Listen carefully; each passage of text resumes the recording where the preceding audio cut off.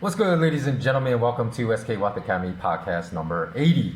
The much bigger threat to our liberties than increased state surveillance as a consequence of the viral pandemic. Now, if you haven't subscribed yet, please do subscribe. Click the notification bell below. But as some of my subscribers who have already done so told me they are not receiving any notifications of new content when I upload it. Just to be safe, you're not missing any fresh content, please do check back every week because right now I'm uploading a couple new videos at least per week. So if you don't receive a notification, you're probably missing out because YouTube is just not sending them to you. Now, there's a far greater threat to our liberties than even so-called temporary restrictions to our freedoms imposed by governments as a result of this viral pandemic that may eventually become permanent, including an increase in state surveillance of all of our movements. Now, in regard to the condemnation of China's mandatory registration of QR codes on their citizens' smartphones to track movements of residents in cities that had once been infected at a very high rate, this does not concern me as much as it does many others, because if you own a smart, with air quotes, smart, aka dumb phone, then Google, Amazon, Microsoft, and many other global corporations in bed with US intelligence agencies are already tracking you 24/7, 365. So some nations' citizens or some nations' governments track their citizens in secrecy, most Western nations, including the United States of America,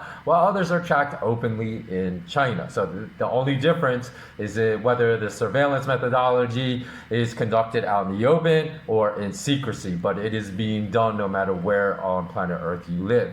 So a much greater concern to me is a topic I've been writing that seems to be inevitable, and one that I first addressed on my news site nearly 8 years ago, and that is the transition of our global currency system into a cashless 100% digital one. In fact, you can reference my updated June 2012 article called The Banking Cartel's End Game, 100% digital money. And I will put all the links to all the show notes to all the articles I've referenced in the YouTube video description below. So just check the video description if you want to go back, which I recommend you do, and read those articles. And as well, on the 9th of February 2017, 3 years ago, more than 3 years ago, I published an article titled, Will the Banker War on Cash Spread to a War on Bitcoin?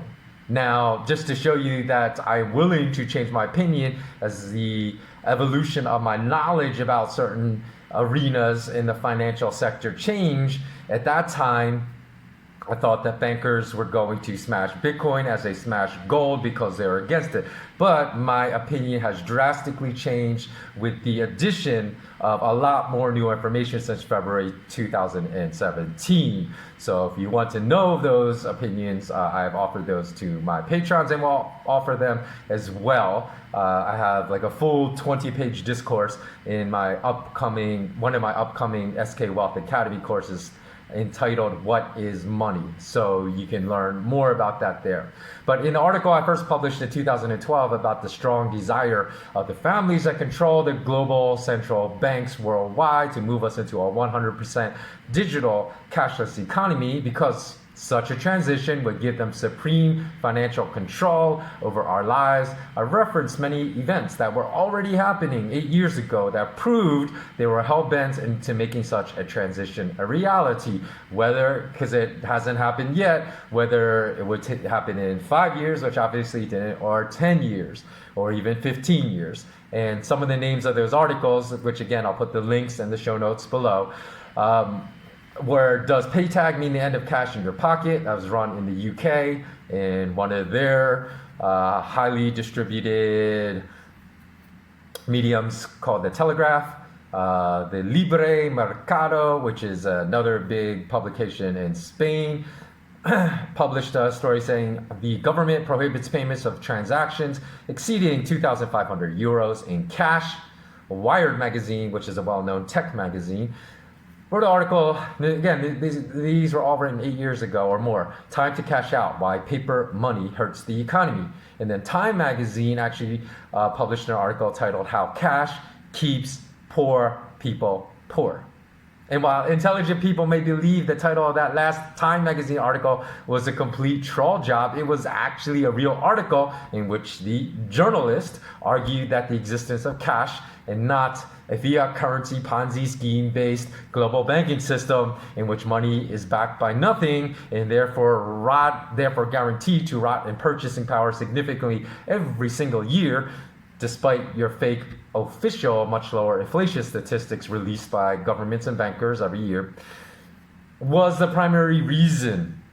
They're saying cash was the primary reason poor people could not dig their way out of their perpetual state of economic suffering. And that is just ridiculous, because it is the inequitable, wicked fiat currency Ponzi scheme that is responsible for keeping the poor marginalized on the margins of society in economic misery year after year after year. So unfortunately, with the onset of our current viral pandemic that has sparked an obscenely panicked response from governments worldwide to lock down their citizens under what is essentially house arrest for everyone, like a dystopian Oprah nightmare. You get house arrest, you get house arrest, you get house arrest, you get house arrest, everyone gets house arrest. The mass media narrative that all cash should be banned has resurfaced 8 years later, meaning today, because of a narrative that the virus will spread through circulation of cash throughout the world. Even though monetary velocity of M2 money stock in the US has collapsed and it's at an all-time low, lower than it was in the 1960s. So in the modern age, it's at an all-time low. And again, I will put the link that will show you that graph, that monetary velocity M2 money stock is the lowest in half a century, and perhaps even longer, because the graph only goes back about 50 years. So despite all-time lows in monetary velocity within the last half century, meaning we have all-time lows in the rate of US dollar circulation, bankers are still falsely trying to use the premise that cash distribution, even though money velocity is at a half century low, can be a super spreader of the disease, which is an unknown claim at this point.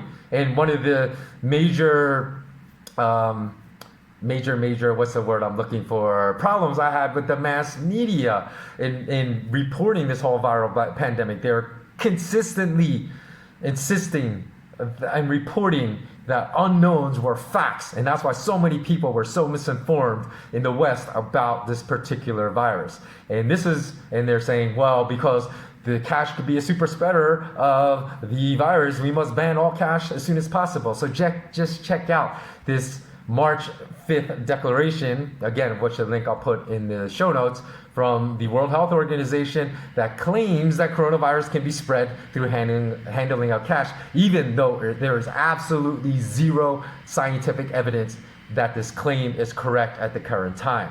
And better yet, since silver is a well-known antibacterial agent, and with antibacterial properties, and in fact, ancient Egyptian civilizations used pure silver vases to store water in order to keep the water pure, free of bacteria for months on end. If the bankers that control our Ponzi scheme of fiat currencies really were concerned for our welfare, a much better solution would be a suggestion to return to silver coins as money in our global currency system. And in fact, we could all use Mexican Libertad silver coins right now, because they're the only coins in the world minted as ready for use right now as real sound money, because they're not minted with any fake fiat currency price on them, and they're only minted with the real value, their weight in grams. So consequently, in the end, if bankers were able to opportunistically use this viral pandemic to expedite their end goal of banning all cash, and therefore would seize absolute control over all of our financial livelihoods of 7.8 billion citizens on planet Earth, ultimately this would be by far the most negative outcome of this viral pandemic upon our future and the future of all humanity. So that is about it. I just want to remind you, if you haven't been keeping track of my YouTube channel, some other videos I'll suggest April 5th. I published a podcast titled 6 Critical Flaws in the Way We Think that prevent us from reaching our goals on April 2nd, the authenticity delusion, and on March 31st, the rise of the fact-rejecting society. So philosophically, if this podcast interested you, I recommend you go check out those podcasts too. And as always, and also if you want to subscribe to my free newsletter, please visit malamalama.com/WordPress. And I'll put those details in the show notes as well. And until next time, remain intensely curious.